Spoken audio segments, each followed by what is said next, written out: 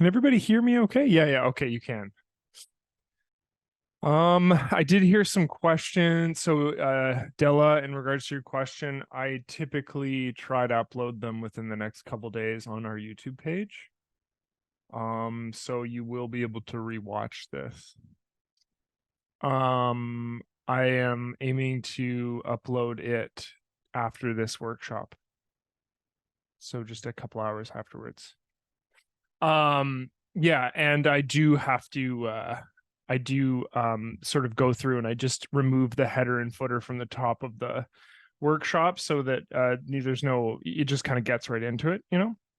Yeah, but Bob is correct and Alan are correct in regards to that. So okay, well, I'm glad everybody can hear me okay. That's awesome. Well, let's just get started. Let's get started right now and we'll start talking about black and white and ACDSee. So couple things. So a black and white is a bit of a misnomer. We're going to talk about grayscale, and then we're going to be achieving higher contrast. That's going to make our appearance, our images look like black and white. But this is going to be about essentially creating a grayscale. The other thing is we're going to be looking at sort of what ways in which ACDSee automates this process for you, and then sort of the manual ways to achieve black and white. There's a lot of ways to do this in ACDSee, depending on whether or not you're interacting with develop mode or edit mode. We'll focus on a little bit of both. And then I think I'll just show you my favorite ways to achieve black and white as well, because I have preferred methods that are more than just the standard sort of process. So we'll have a look at all of those things.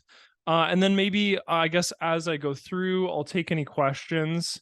And then if there's anything that I can't answer, I would maybe direct you to either message me over our community page, and then we'll sort of go forward from there, and I'll find some answers for you if I don't know the answers to them.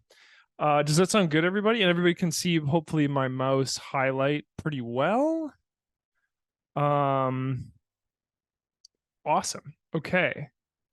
Okay, so let's get started. So, first and foremost, let's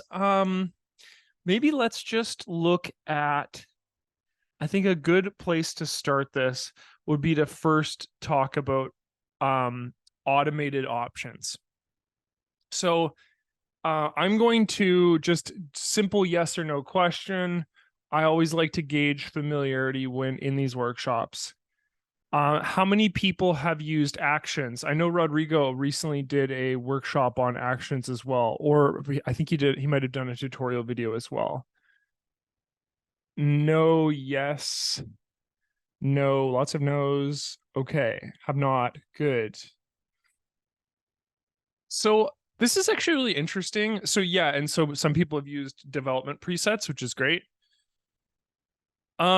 Actions is a really powerful tool in ACDSee that I feel doesn't get used a lot, which is kind of a strange thing. However, it's one of those things too where it's possible that people have an inclination towards using development mode more for their edits, in which case that would make sense, because maybe you'd be more familiar with develop presets than using maybe the editor itself. Let's quickly cover both.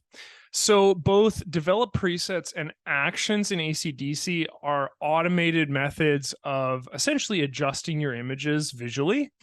And what they do is they take a preset that you've created, so something that you can apply to other images, and then they essentially generate the same changes that appeared on the image that you created the preset on to a new image. And that's the same for both actions and batch developments. However, they work a little bit differently because edit mode and develop mode are different and they do different things. So let's talk about that first and foremost. So I'm just going to take any old image. It really doesn't matter in this case, just any of these images in my selection here. Actually, let's take a bunch. Let's just select this entire first row. And the way that actions works is we can create our own actions, which, to be clear, is going to be beyond the scope of what we're going to be talking about today. But the important element about this is that we can use something called the Actions browser to play pre-recorded or preset actions on our images. And so if I open up the Actions browser like that, what I can do is I can have a look here under our sort of our column here under our drop-down menu for a variety of different preset categories. So there's a bunch in here. There's architecture, there's black and white, there's color, details, favorites, filter. Some of these are going to be built into ACDSee when you install it on your computer to begin with, because a lot of these are presets that we had a photographer create in order to sort of like better understand or better, basically better set up the software to provide a bunch of different filters to begin with. And notably, black and white as a category is one of those options. So you can go through and you can create a, or you can apply these sort of adjustments to your images. So if we're looking at these, we can sort of pick one based on the preview here on the right, and then that will then be henceforth, once we click play, applied to all of the images that we have selected. So I'm just going to go through and I'm going to play this, this sort of, I believe it's just the irregular original black and white feature onto those images. And you can see that in essence, what it's done is it's created a JPEG version of that image. And then what it's done is it's put it into the same folder, essentially the same folder on my hard drive that contains these topmost images here. So they're added in essence to this same folder. And so, you know, depending on the preset that you've created, in this case, black and white, because that's the topic of our video, we've just gone through and we've made like essentially black and white versions of everything that we had before. Very strong tool, very powerful, and sort of the main purpose of this is sort of to provide a tool for people who do, I suppose, professional photography. And so what this offers is the ability to create a certain lighting conditions on your images, and then simply navigate to a action that's either pre-created in the software or one that you've created yourself based on lighting conditions in one image, and then apply it to a series of images. And the example I always give is wedding photography, because often when you're taking a wedding photos, it's at a certain couple hours in a day, right? So they're going to have very similar lighting qualities, and it's of subjects often thousands of photos in the same area, and then moving to other parts of sort of the location that the wedding is taken at. So all of these lighting conditions are going to be very similar, and therefore you can sort of make adjustments that correspond to those photos in particular. So Actions is very strong. Very, very, very, very powerful tool, and can, you know, it provided you want to make bulk changes to your images, this can save you, I mean, so much time, hours and hours and hours.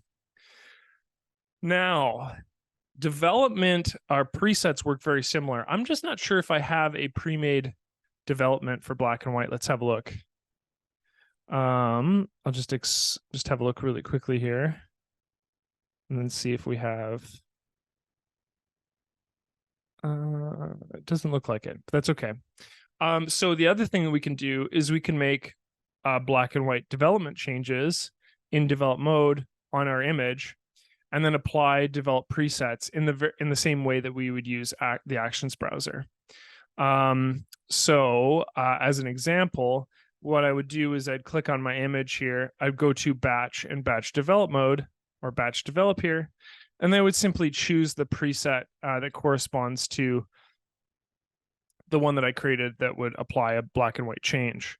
So these are sort of automated ways to go about, just for, I guess, for an example's sake, we'll just go, let's see here. We'll just apply this beige adjustment. And if I develop my image after having applied to this beige development, you can see that my image here has been adjusted. In essence, there's this little icon here that appears on the top left-hand corner that tells me that that adjustment has taken place.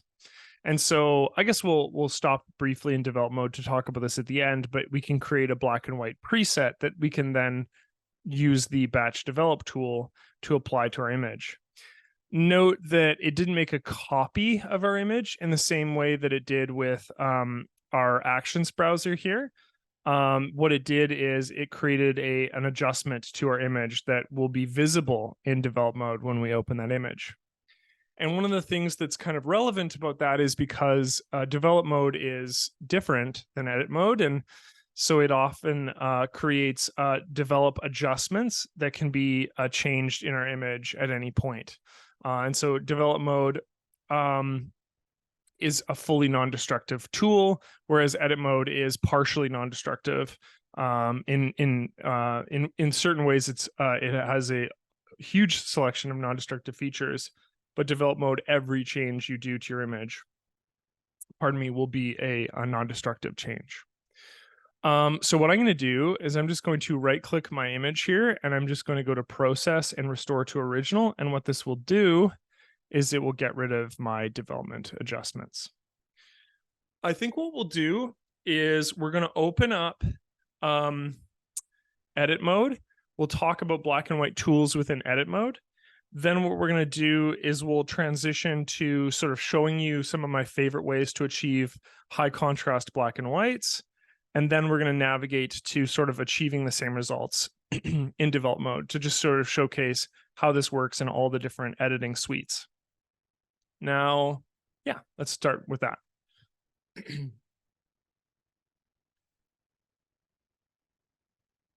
Also, sorry, maybe before I go on, I'll just answer one question that I see here in relation to Andy's question. Is there a way to create a shortcut access to it? Well, I know that if I right click on my images here, I should be able to go to AC actions and then just quickly navigate to an action that I have here. But I'm not sure if you're able to use a short key, or what would be the hotkey for the tool itself. So I think you're either stuck into either opening up the actions browser, using the drop-down menu, or right-clicking and using the actions menu here. I think that when you go to create an action, one of the things that's relevant about this drop-down is it asks you whether or not, like, what options you want to apply to your black and white.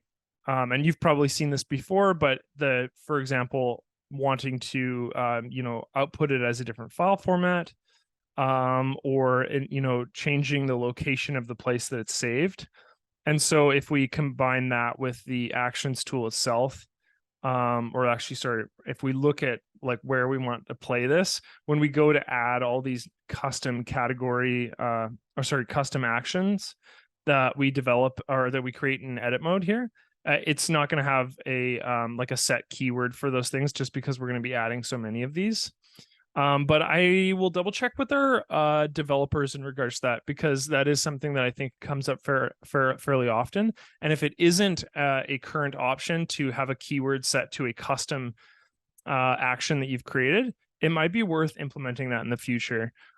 So if you shoot me a little message over our community portal there, I will ask that of the developers, because I think that's a really good suggestion for a future tool. Does that make sense, Andy? If it does, let me know. Okay. So what we're going to do is we're going to we'll show black and white in a couple different ways. When you open up edit mode, there's going to be, I guess, an important distinction that I should make for intermediate and sort of beginner users of ACDSee is that we've sort of partitioned edit mode into two spaces. The space on the right is referred to as adjustment layers, and this section here is fully non-destructive. Fully non-destructive when you save the file in an editable file format, which is referred to as an ACDSee file. What this means is that if you save this file as an ACDSee file and you have a bunch of adjustments, aka these guys right down here, on your image, you'll be able to navigate to your image again in the future and change those values. Whereas saving it as a a file that's like a JPEG, for example, won't contain that layer information. So it won't contain this editable information. That sort of differs from develop mode, where if you make an adjustment to your file, regardless of the file format, you'll be able to go in and make adjustments. Also in edit mode, there is the filter panel. And the difference between the filter menu and the adjustment menu here is that when we go to make filter adjustments are destructive. So when I make a filter adjustment, which later on we'll be exploring, I believe auto levels, convert to black and white, these adjustments will be final after I've gone through the process of sort of saving my image and navigating away from my image. I won't be able to go into my image again and adjust those values. Therefore, they are destructive changes versus non-destructive changes. What this doesn't mean, however, is that I can't restore my image to its original values. It just doesn't mean that it means that I can't go in and I can't change those values that I had previously created. And sort of this might be notable and something it's easily understood, in that I wouldn't be able to go back and undo those changes or undo one of those changes and not others. I would only be able to change the image back to its original value as a one action that contains all of those changes at once. So when we work in edit mode, I try to sort of navigate people to working with adjustment layers, because if you save your file as an ACDSee file, they're non-destructive changes. So we'll talk about both filters and, in this case, adjustment layers on the right here. So in edit mode, there is a tool for this. There's the black and white tool. And what the black and white tool gives you is it gives you essentially a desaturated version of your image. It's the standard desaturated version of your image that actually matches. I'm just going to hide this layer for a moment and tuck it underneath my image. It matches two other things. So it matches if I was to put a vibrance adjustment on my image here and fully desaturate my image. Pardon me. That vibrance adjustment of a fully desaturated image matches the black and white adjustment that I've created identically. So there is very little difference between these two things. As you can see, if I toggle between viewing these things and not viewing them, no change occurs when I hide or unhide the vibrance adjustment. This is also really interesting because when I go to add a gradient map to my image, and I set my gradient to shadows of black and highlights of white, you can see that my gradient map also matches my black and white. So again, I'll show you once more. If I show you with the gradient map here, let's do it that way. So black and white and gradient map look identical once again. So there's with the gradient map and there's with the black and white adjustment. So very little difference between these two. It seems to be operating the same way. And one of the reasons why I stopped to showcase this is because when I go to add a gradient map, I'm getting a very similar adjustment to that of the black and white adjustment when I go to add that as an adjustment layer. The difference being that I don't have the same controls over red, green, and blue. However, one of the things that I do have controls over is to the extent that my shadows are black and my highlights are white. For example, when I go to add a gradient map here, one of the things that I get control over when creating a black and white is to the degree that my blacks are truly black. Or maybe if I want to go a slightly a dark color, but not a true black, I could change that shadow to in this case, a very dark gray.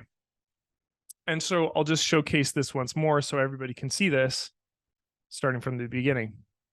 So I have the ability to add a black and white, which appears right on the bottom left, right corner here. And that black and white will do the same thing that a gradient map, when applied to a shadows of black and a highlights of white, it does the exact same thing. Or when I added a vibrance adjustment layer and I pull the the saturation all the way down. So let's have a look at black and white in a second here. I just want to showcase the gradient map once more. So I add a gradient map, and then I go through the process of clicking shadows here. And instead of a color, what I'm going to do is just choose a standard black on the spectrum here and a standard white in the highlights. And so that gives me the exact same thing as that vibrance or that black and white adjustment. But like I said, it gives me control over how black I want my my shadows to be in this image.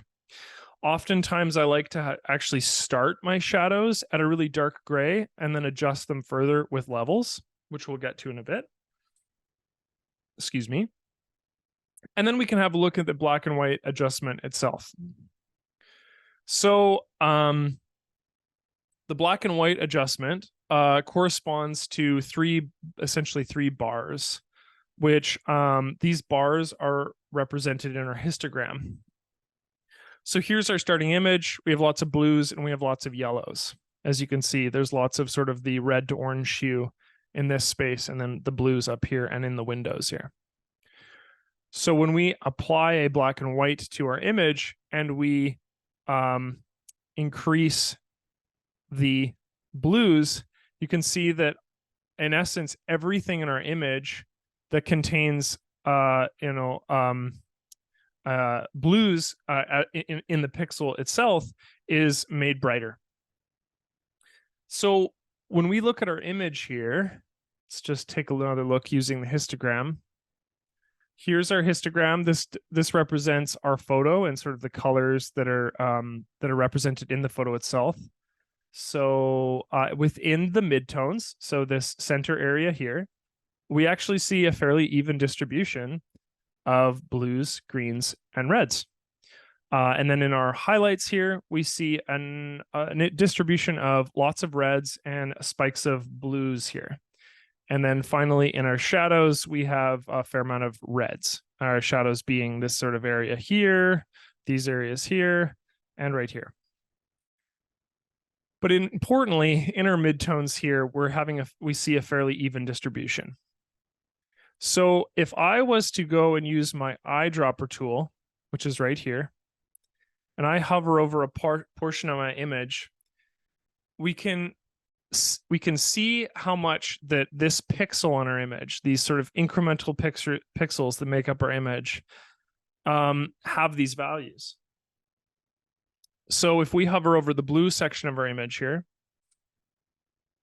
pardon me, I'm a bit stuffed up right now. You can see that this blue in the sky has a RGB value and essentially an L or a brightness value of 107, 173, and 221. So blue is the largest value. So it represents the largest number here. And then red is the smallest value, and it represents the smallest number here. And also we have essentially a lightness value, or how bright this pixel is, represented in the 159. So when we go to add the black and white adjustment here, when we actually increase blue, we're not increasing the blue, just the colors in our image that are blue, but what we're increasing is all of the pixels in our image, that contain blue, and we're sort of increasing those values. So when it comes to our image here, this is going to actually be a fairly sweeping adjustment. It's not going to be selective in that, oh, I'm changing the sort of the brightness of the parts of my image that appear blue to me. No, it's going to be changing all of those images in correlation to the value of blue that they contain. So parts of our image that are more blue, that contain a sort of a skew towards blue, are going to be increased in brightness, and vice versa. So if I was to darken that, it would take all of the pixels in my image that are skewed toward blue and then decrease them in brightness. Same goes for green in the same way, and also red in the same way.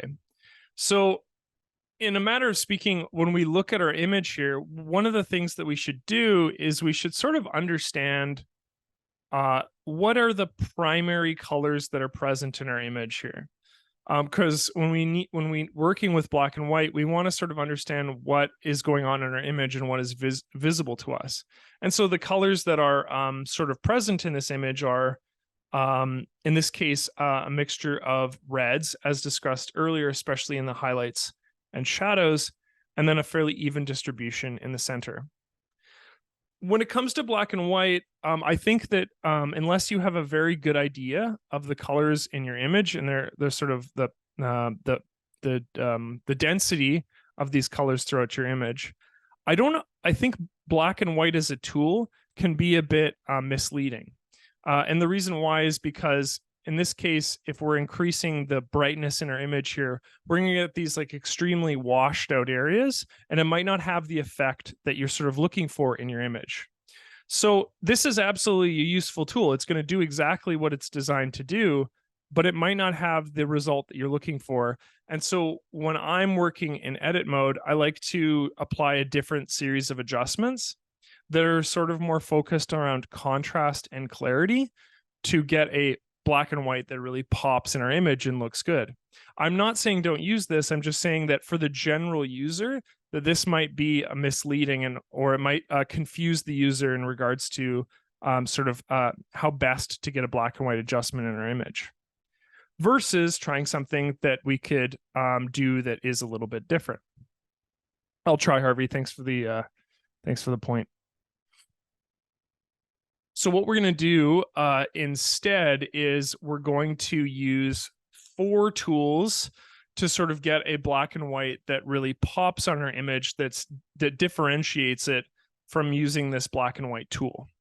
Remember, I showed you 3 tools at the beginning. First and foremost was the vibrance, which was the way to, so in this case, by lowering the saturation, get an effect of a grayscale or black and white image. The second was the black and white tool itself. And the third was the gradient map, which allows us to implant a black in the shadows and a white in the highlights. What I'm going to do is I'm going to show you 4 steps to sort of get a black and white that I think really pops and really looks good using adjustment layers. Pardon me. What I'm going to do is I'm going to take the shadows and I'm actually going to apply this, like I said, this really dark gray here, but not a full black. And when I do that, it, in this case, it applies a degree of saturation that's in between that of a fully saturated black. In this case, we have a little bit more of a grayscale image here. Then from here, what we're going to do is we're going to use exposure, clarity, curves. And so let's do it, I think, one by one here. Let's start with maybe doing exposure first. With exposure, what I can do is I can actually make my image darker by lowering the exposure. And as you can see, that has an effect on my image here. I think I'm only going to lower it slightly. I'm going to lower it by about 25 in this case to make my image slightly darker. But importantly, what I'm going to do is I'm going to increase my contrast. So my contrast is what's going to make my black and white pop in my image here. And one of the things I'll maybe stop to mention too, when it comes to black and white images, we are less concerned, not wholly unconcerned, but we are less concerned with clipping in our image. We want it to like really show off in a different way that it would with a color image. We kind of want to show off severity and to sort of highlight that in our image and to like really lean into having our darks be very dark and have our lights be very light while still preserving and maintaining a degree of like composition or image that allows us to sort of focus on any point in our image here, which is going to be a bit different than a color image where we're really concerned about clipping in our image because it ruins the quality of our image. And I think what I mean by that is when I say clipping is overexposure in whites and underexposure in blacks. So in a black and white image or a grayscale image that we're sort of applying black and white effects to, we can lean into that a bit more. So, if I pull the contrast all the way to the top, this would be a good example of, again, something that I think that doesn't represent a good example of clipping. In this case too, our whites are too homogeneous. There's not enough detail in there. That's an effect that we're not going for, but we can lean into a degree of contrast that is maybe greater than the average image. The next thing I'll do, so keep in mind, all I have is a gradient map and exposure. The next thing I'm going to do is I'm going to create a clarity adjustment, and I'm just simply going to increase the clarity in my image here. And this sort of is going to make some of the more detail-oriented parts of my image pop a little bit. You can see it especially along the train tracks, some of these stone steps here, and then some of the filigree in and around the actual train car itself. And then the last thing I'm going to do is I'm going to add a curves adjustment. And the curves adjustment, what I'm going to do is I'm going to pull down the shadows and slightly pull up the, so not the whites, but the highlights. So with this curves adjustment, what I'm going to do is I'll lower that portion, and I'm just going to raise this portion. And I'm going to do this until I feel comfortable with it. So I'll have a look here. I'm just going to look at it without and with. Yeah, that's looking pretty good. So these are the 4 tools that I would recommend in regards to getting a black and white like this. And we can play around with these individual values when we go to save this as an ACDSee file. Or like I said earlier, when we were talking, we can save this as an, or we can actually go through the process of saving this as an action to create a custom black and white effect. So let's just have a look at it again and sort of talk about the adjustments that we've created, and then we can compare it to a base black and white that we have just using the sort of regular black and white tool itself. So first and foremost, we have a gradient map that emphasizes grays rather than blacks in the shadows, or rather implants grays in the shadows here. We have an exposure adjustment with a slightly reduced exposure and increased contrast. We have slightly increased clarity, and then we just have a standard curves adjustment. And then we can compare this in a moment here to the regular black and white. So we'll have a look here. What I'm going to do to compare this is I'm actually just going to flatten these 4 adjustments into my here, we'll actually rename this might help. So I'm going to right click and rename, and I'll just call this custom, and I'll rename this and I will call it regular. So I'm flattening these in order to showcase this. I'm not flattening these to sort of do anything more than illustrate this difference. Actually, you know what? Let's just compare it using the manage mode. That might be a better way to do this. And this actually is a good way to showcase the non-destructiveness. So I'm going to take this image here. Sorry, I'm switching my tools here. I'm not going to flatten this image. I'm just going to save it as an ACDSee file. I'm just going to call it custom black and white. Oops. There we go. And when I go to save it, I'll make sure ACDSee is listed here. And that's going to allow me to edit these 4 adjustment layers in the future if I want to. And then so when I look at my image here, it should be right there at the end. I'll pull it up over here. And then I'm just going to make a standard black and white adjustment using the black and white tool, and we'll compare the 2. So let's have a look at the black and white, and we'll just use this black and white tool. And I'll save this file as a JPEG, and I'll call it black and white base. That's fine. Navigate back to manage mode, and I will illustrate these differences right now. So just to be clear, I have my custom black and white that I created with my clarity, my exposure, my curves, and my gradient map. And then I just have the standard sort of point and shoot or point and click black and white. And what I'm going to do is I'm going to click on the 2 of them, And I'm just going to use the compare images tool just on the bottom left of manage mode, and that'll open those images. So like staggering differences between the two with just a couple tool differences. This being the custom one that I created that has, a little bit deeper and sweeping blacks to that sort of flat black and white look of just using the base tool itself. So this would be like a good way to compare the two. To my eye, personally, and again, this is like a process of, I think a lot of this comes down to subjectivity. This version of the black and white image here has more motion. It has more depth.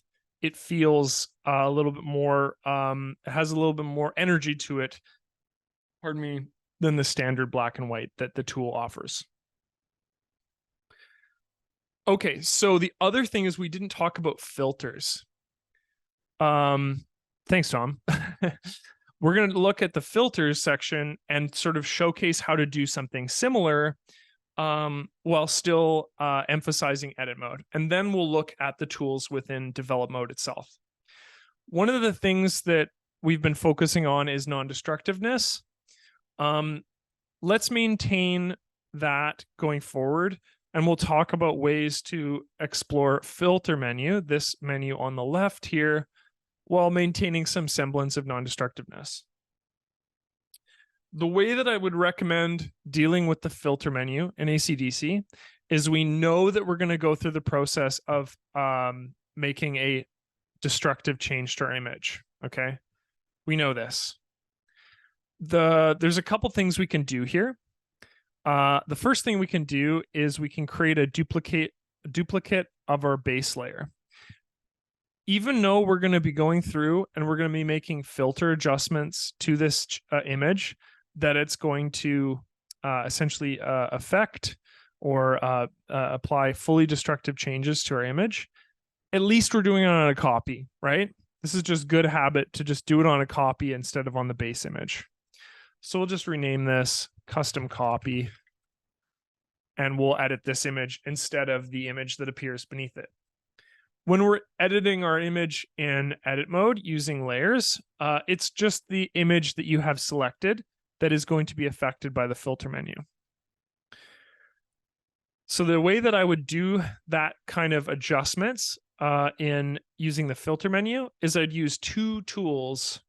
I'm going to use auto levels, and I'm going to use the convert to black and white tool.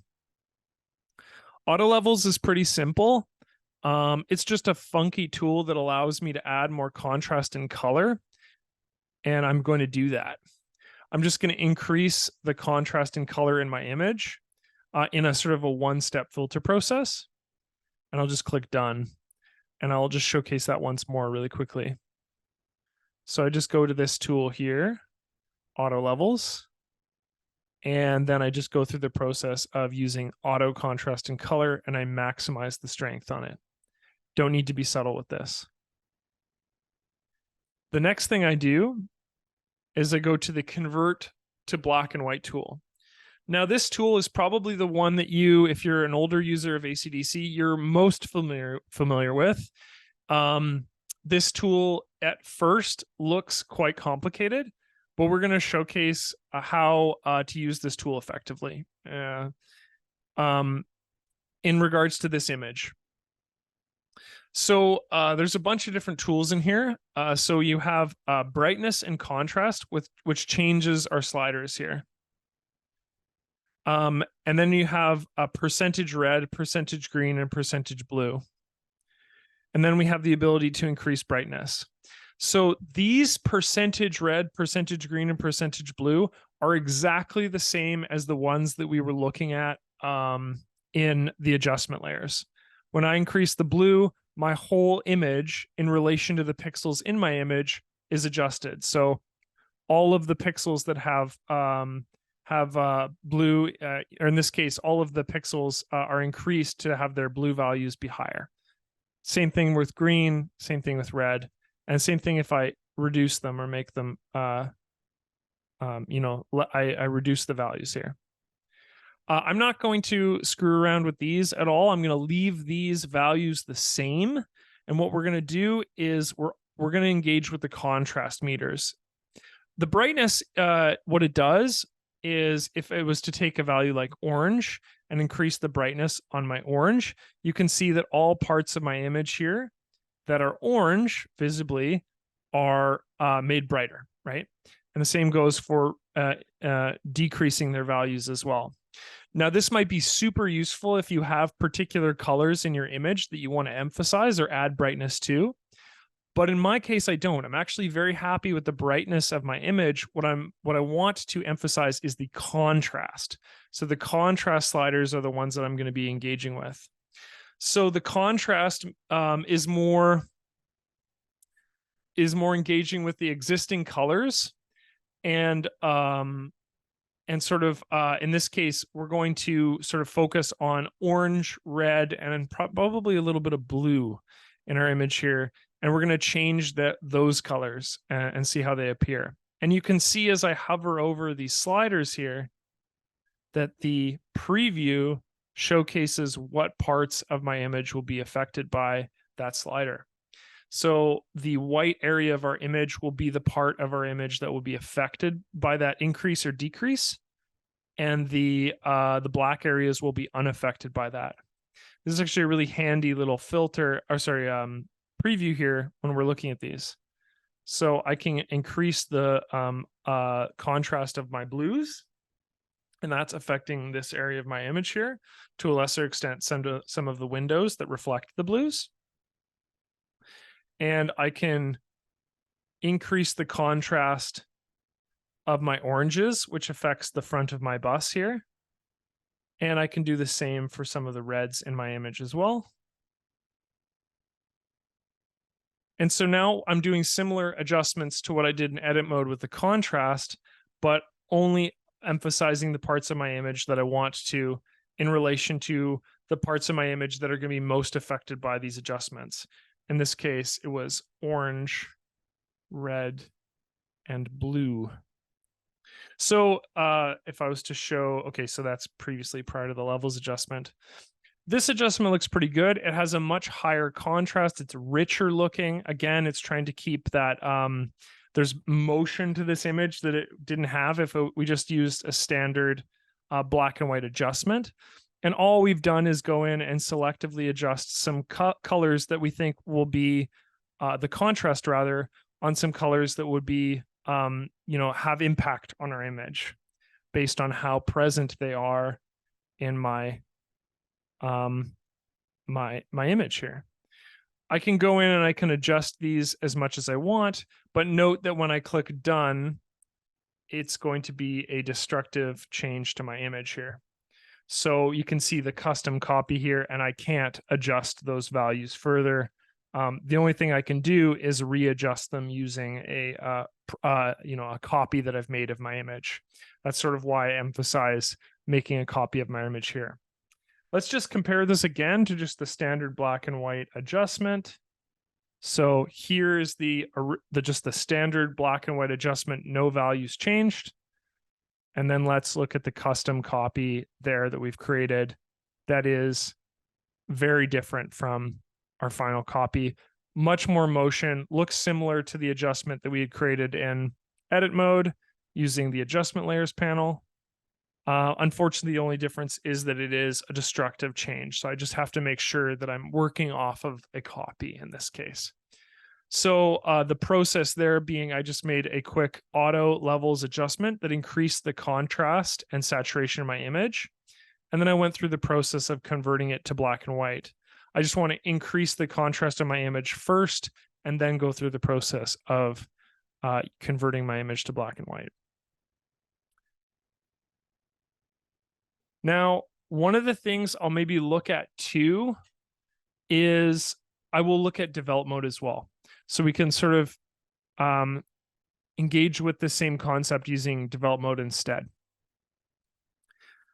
So same image, no adjustments to this image yet. Let's just go into the general tab And when we're in the general tab, all I'm going to do is I'm going to work with black and white. So when I'm using the general tab, the treatment that I'm applying is black and white rather than color. So this is sort of how we enter black and white mode in develop mode. And then I'm just going to do the same things. In essence, I'll probably increase the contrast on my image, the clarity in my image here. And then I might go through the process of doing the same thing in advanced black and white and increasing the contrast in the oranges, the reds, and the blues. And I might actually increase the exposure slightly.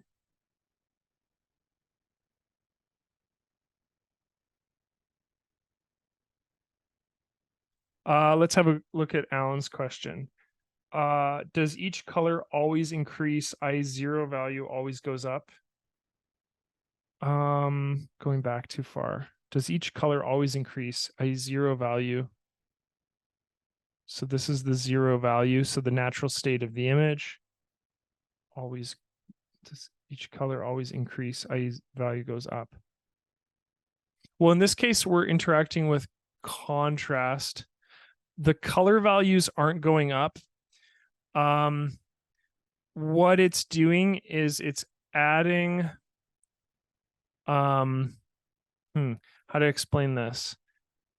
So when we decrease the contrast, what happens is the colors are flattened and made more homogeneous and desaturated in a way.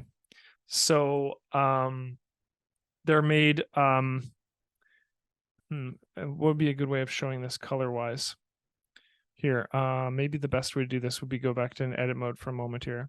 But when we increase the contrast, what we're doing is we are creating more variation between low saturation points and high saturation points. Let's illustrate this really quickly.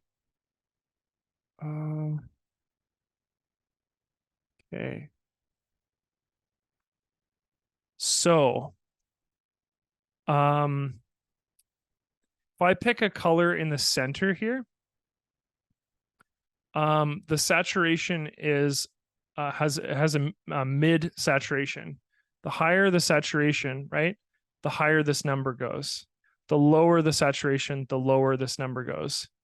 When we increase contrast, what we're trying to do is we're trying to move our the light in our image, or the saturation in our image, further away from the center. So we're sort of like we're sort of pulling these colors further away from the center into these other areas here, instead, and then when we reduce the contrast, we're sort of pulling them towards the center.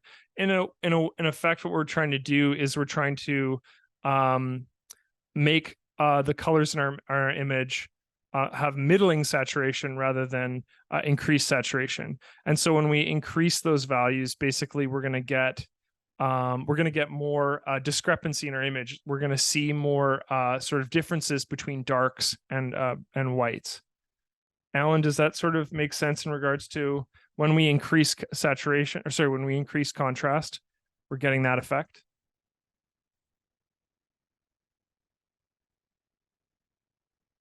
Let me know if it answers your question.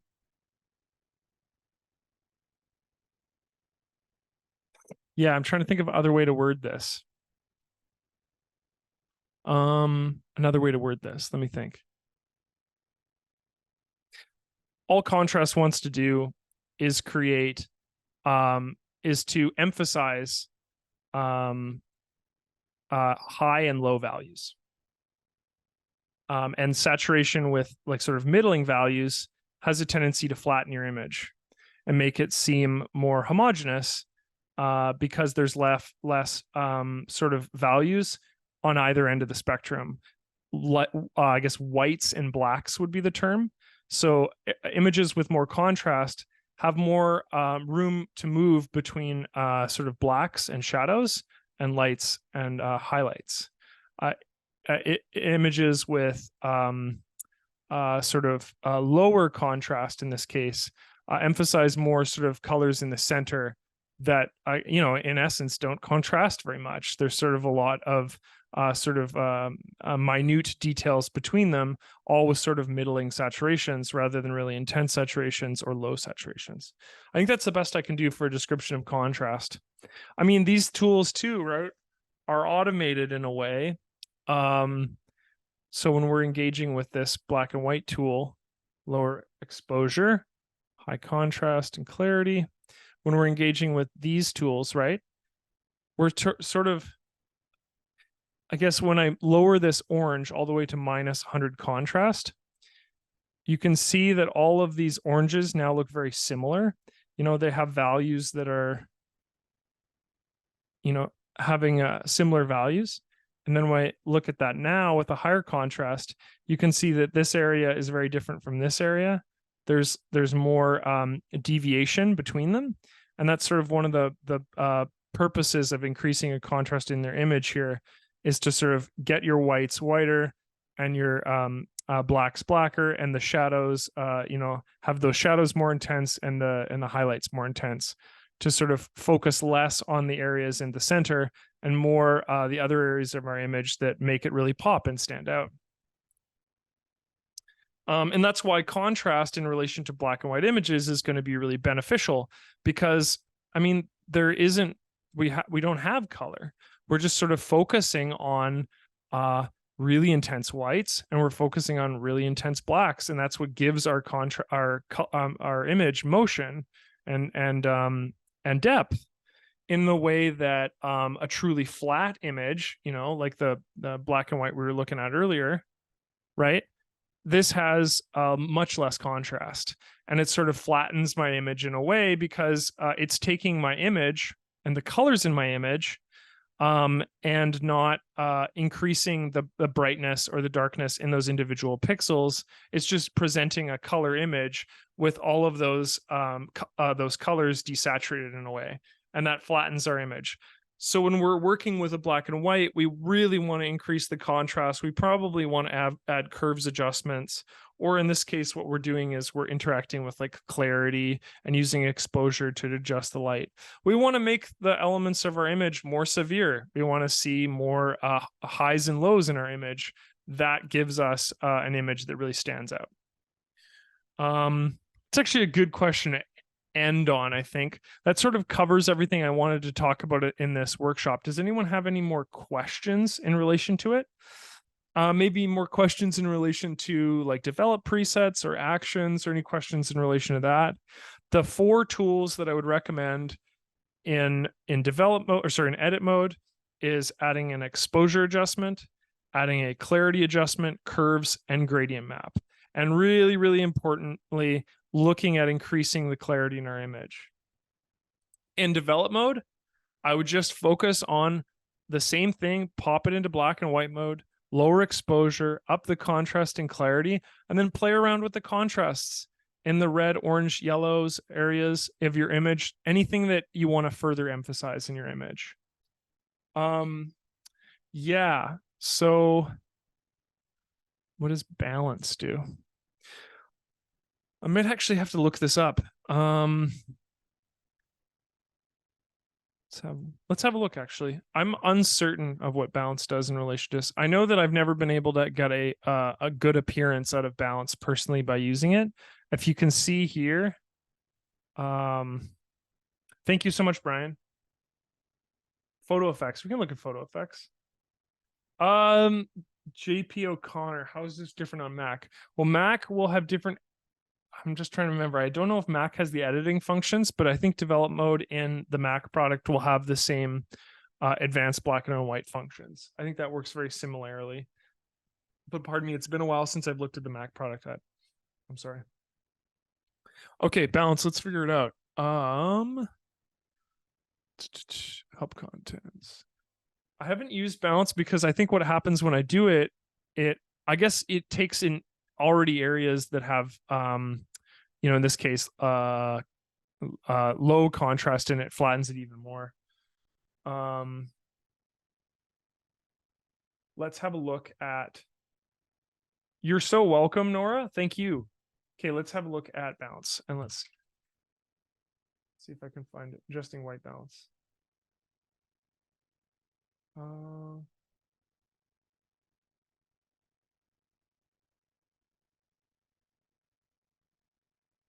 No, under adjusting color. Yeah. Oh, maybe it'd be under contrast actually. Let's see.